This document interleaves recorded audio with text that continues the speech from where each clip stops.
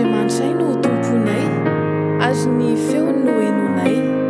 Josoatoko faefatra amby roapolo ny andiny faefatra amby roapolo mazava ny safidy nataonyity mpitarika sady iray mpianakaviana anankiray antsoina hoe Josoa teo anoloan'ny vahoakan'i Israely raha nilaza izy hoe fa raha izao sy ny ankona kosa dia anompony tompo izahay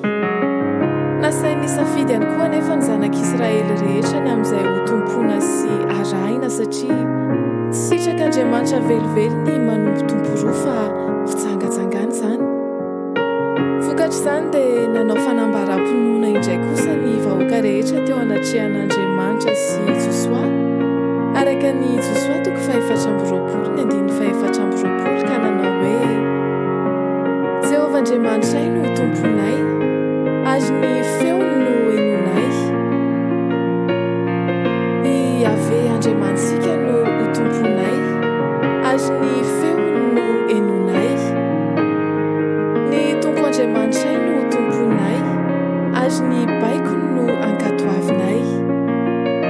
arena tokoa ny fahitana ireo fiantsonana fanononana ny anaran'Andriamanitra ireo araka ny dika teny eo anoloantsika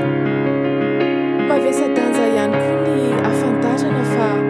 misafidy ny hanompo an'Andriamanitra izao sy ianao ka antsoina amin'ny hoe mpanompon'Andriamanitra misongadina eo amin'io andiny voalahatra io anefa fa ny tena mpanompon'Andriamanitra dia izay mihaino ny feon'Andriamanitra sy mankatoy ny baikon'Andriamanitra ka azo antsoina koa hoe mpanompo ny tenin'Andriamanitra tompo ny anao ny sitraponao no sitrako koa tarosi